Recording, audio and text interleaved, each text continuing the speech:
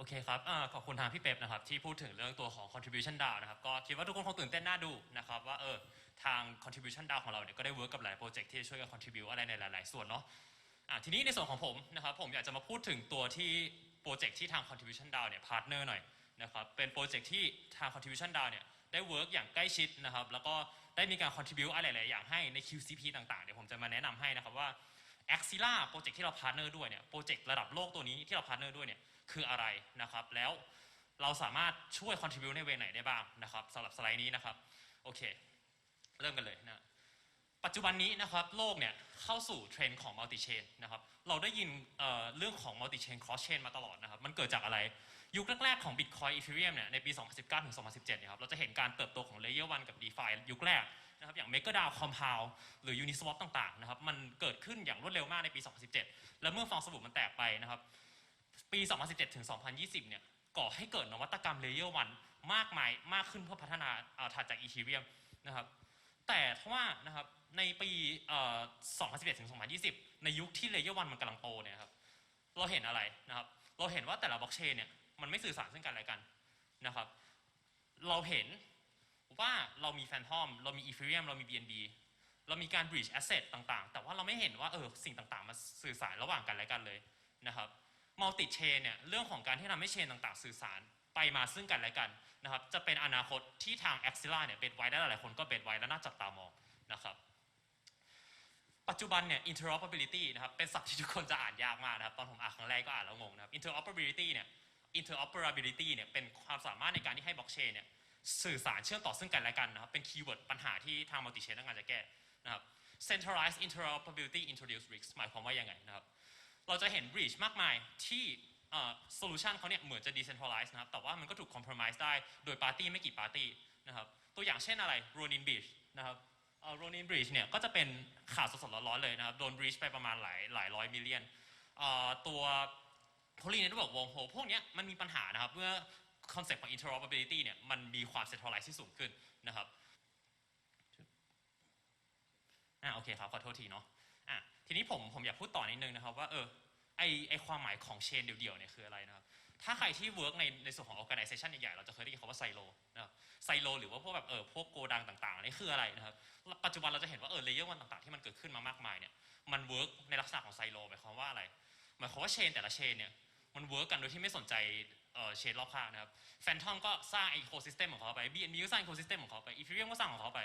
แต่ปัญหาคืออะไรครับ Ethereum มี liquidity ที่เยอะที่สุดมี user base ที่เยอะที่สุดแฟนทอมมีความมันมีแต่ละเชนเนี่ยมีความโดดเด่นของตัวเองแต่ว่ามันไม่สามารถส่งข้อมูลกันไปมาได้นะครับการที่เราสามารถทำให้เกิดสิ่งที่เรียกว่า general message passing ได้เนี่ยมันจะทำให้เกิดการส่งต่อข้อมูลมากกว่าส่วนของ wrap asset ที่เราเห็น WBTC อะไรต่างๆเนี่ยทำให้เกิดความเป็นไปได้หลายๆอย่างที่มากมายนะครับในส่วน smart contract นะฮะยุคนี้เนี่ยทาง Axila เนี่ยก็จะ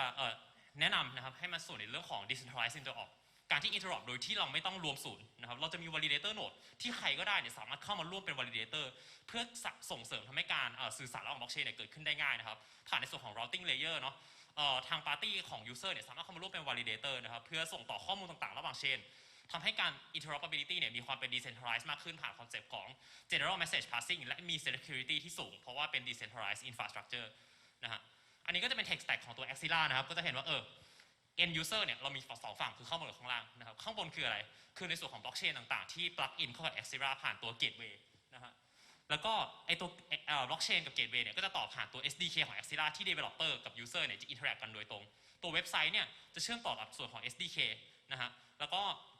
user เนี่ยก็ interact กับเว็บไซต์ซึ่งเว็บไซต์ก็จะเชื่อมต่อกับ SDK อีกทีนึงซึ่งไอตัว gateway เนี่ยก็จะคอยส่งต่อข้อมูลระหว่างบล็อกเชนทำให้ตัว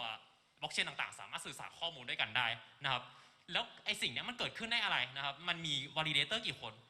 validator เนี่ยคือใครสามารถเข้ามาเข้าร่วมได้นะครับในอนาคตปัจจุบันเนี่ยทางcontribution DAO ก็เป็น validator ส่วนหนึ่งให้กับตัวของ Axila Network อยู่เหมือนกันนะครับแล้วเขาก็จะมีแผนที่จะ scale ตัว validator ตัวนี้เพิ่มขึ้นไปเรื่อยๆนะฮะทีมของตัว Axila Network เนี่ยก็ค่อนข้าง qualify พอสมควรเลยนะครับมี CEO นะครับก็คือ Sergey Gobunov นะครับหรือ Georgios คือเป็น developer หลักco-lead ทุกคนเนี่ยมี profile MIT แล้วก็ raise fund มาจากตัว investor lead หลักๆกันทางนั้นนะครับก็มีคนไทยบางส่วนที่เข้าไป work ด้วยนะครับมีคนจาก contribution DAO ที่เขาไป contribute ให้กับตัว Axila เนี่ยจนสุดท้าย Axila ถูกใจมากก็ hire ไปเป็น full time developer ก็มีนะครับอันนี้ก็เป็นโอกาสที่อยากให้ทุกคนเนี่ย ลองexplore ในส่วนของ contribute ได้นะฮะอันนี้ก็จะเป็นส่วนของ investor นะครับว่าแน่นอนตรงกลางเนี่ยทุกคนก็รู้จักดีนะครับ SCB10X ลงทุนใน Axela Network ด้วยเช่นกัน Binance Coinbase Galaxy Digital Polychain นะครับทั้งหมดเนี้ยเป็น investor อันดับต้นๆของโลกเลยครับเขาก็มองเห็นอะไรสักอย่างในตัวของ Axela เช่นกันนะครับทีนี้ผมอยากจะพูดถึงเรื่องดีเทลนิดนึงนะครับเกี่ยวกับตัวฟีเจอร์หลักๆของ Axela อันแรกก็คือ Universal Asset Transfer นะครับในนี้เนี่ยถ้ามีใครเป็นนักล่า Airdrop ก็จะมีคนพูดว่าเฮ้ยคุณลองส่ง Asset ผ่านตัว Satellite ของ Axela หรือยังนะฮะ Satellite คืออะไรตัว Satellite เนี่ยเป็น bridge ของ Axela นะครับที่ใช้คอนเซปต์ของ Universal Asset Transfer นะครับที่จะทำให้เราเนี่ยสามารถ bridge สินทรัพย์ต่างๆจากเชนหนึ่งไปอีกเชนหนึ่งได้พวกนี้คือเป็น bridge ของ Axela นี่แหละครับแต่ว่าจะมี infrastructure level ที่มีความ decentralized สูงกว่านะฮะแล้วก็สามารถ plug in เข้ากับเชนต่างๆได้นะครับการ onboard เข้ากับเชนต่างๆเนี่ยใช้เวลาไม่ถึง10 นาทีนะครับไม่ว่าจะเป็น EVM chain หรือ IBC นะครับคุณไม่ต้องมานั่งกังวลว่าเฮ้ยอยู่จะส่ง asset ต่างๆจาก10 blockchain เนี่ยอยู่ไม่ต้องมานั่งสร้าง bridge 10 factorial อะไรประมาณนี้นะคุณไม่ต้องมานั่งกังวลมากมายถ้า Axela สามารถ plug in ได้ serve interoperability ได้คุณสามารถเรียกฟังก์ชัน universal asset transfer ได้โดยตรงนะครับซึ่งอันนี้ก็เป็นตัวอย่างโค้ดเนาะที่ทางทีมเขา provide ให้มาว่าอยู่สามารถส่ง asset ได้ง่ายๆผ่านโค้ดบรรทัดเดียวเลยนะครับมันทำให้ interoperability เนี่ยมันเกิดขึ้นได้ง่ายมากผ่าน Axela นะครับส่วนที่2เนี่ยคือส่วนไฮไลท์นะครับที่ทางเซอร์เก้เนี่ยเขาก็บอกมาว่ามันเป็น key killing feature ของตัว Axela ที่เพิ่งเปิดมาเลยนะคือตัว general message passing ทุกคนคุ้นชินอยู่แล้วครับ bridge ถูกไหมเราใช้ bridge กันทุกวันคุณอยากจะโอนเงินจากEthereum ไป BNB จากที่ไหนไปที่ไหนคุณ bridge คุณผ่าน exchange คุณอะไรก็แล้วแต่มันเกิดขึ้นให้เห็นกันทุกวันอยู่แล้วนะครับแต่สิ่งที่คุณยังไม่เคยเห็นเนี่ยคือส่วนของ general message passing นะครับทุกวันนี้ทำไมคนถึงใช้ Web 2 มากกว่า Web 3 นะครับทำไมเราถึงยังใช้ Line App เพราะว่า Line App เป็นสิ่งที่เรียกว่า Super App นะฮะ Super App คืออะไร Super App คือแอปพลิเคชันที่มี functionality ที่สูง functionality ที่สูงทำไม Line ถึงทำให้เกิดสิ่งนั้นด้วยนะครับใครใช้ Line BK บ้างฮะใครใช้ Line จองตั๋วหนังบ้างนะครับถามว่าทำไม Line สามารถทำสิ่งนั้นได้เพราะ Line สามารถ interoperable กับฟีเจอร์ต่างๆของ Web 2 เครือข่ายอื่นได้เช่นกันนะครับ Web 3 ยังไม่มีสิ่งนี้ให้เกิดขึ้นนะครับ General Message Passing เนี่ยสามารถทำให้สิ่งนี้เกิดขึ้นได้ถ้าบล็อกเชนทั้งหมดสามารถเชื่อมต่อซึ่งกันและกันได้จะมีซูเปอร์แอปเกิดขึ้นนะครับบนบล็อกเชนได้ผ่านคอนเซปต์ของ General Message Passing ด้วยเช่นกันนะฮะอันนี้ก็จะเป็นตัวtechnical นิดนึงเนาะแต่ว่าถ้าใครที่ไม่คุ้นชินเรื่องของstructure เนี่ยผมอยากให้มองง่ายๆครับคุณเป็น user นะครับคุณ interact กับ source chain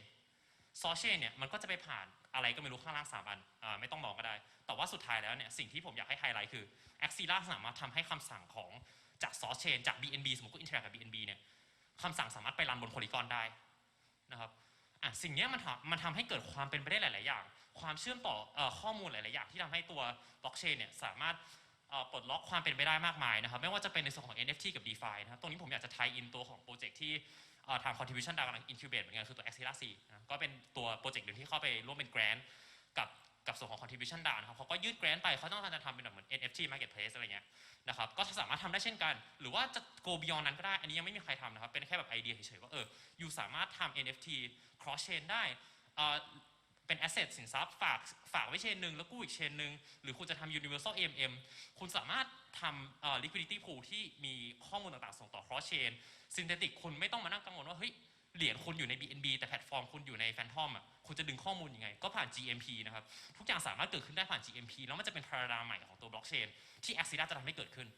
นะครับก็สุดท้ายนี้ผมขอทิ้งท้ายนะครับในส่วนของ accelerate dev เนาะคือปัจจุบันเนี่ย Axela เนี่ยเขาได้มีในส่วนของตัวdev โปรแกรมนะครับถ้าคุณอยาก contribute คุณเป็น developer คุณมีสกิลความสามารถอย่าพลาดโอกาสนี้นะครับตอนนี้กำลังเปิดรับสมัครอยู่นะครับคือมันเป็น grant challenge ที่ทำให้คุณเนี่ยมาสร้าง super app เหมือนกับ Line หรือว่าเป็นเทคโนโลยีใหม่ๆ paradigm ใหม่มาร่วม build กับ Axela นะครับยื่นเป็น grant เนี่ยก็ปัจจุบันก็จะมีเป็น3 รอบเนาะรอบที่รอบแรกรับ15 คนนะครับให้ทุน $20K ก็ตีขั้นต่ำของคูณ30ก็ประมาณ 600,000 บาทนะครับแล้วก็จะมีรอบ2ที่รับ5 คนแล้วรอบสุดท้ายรับ2 คนนะครับใครเป็นเดฟใครเป็นสายคอนทริบิวเตอร์ใครกำลังหางานอยากศึกษาอย่าพลาดโอกาสนี้นะครับเป็นโอกาสที่จะได้คอนทริบิวเตอร์ที่ดีสุดท้ายนะครับใครมีคำถามเนี่ยอยากศึกษาเกี่ยวกับ Axela เพิ่มเติม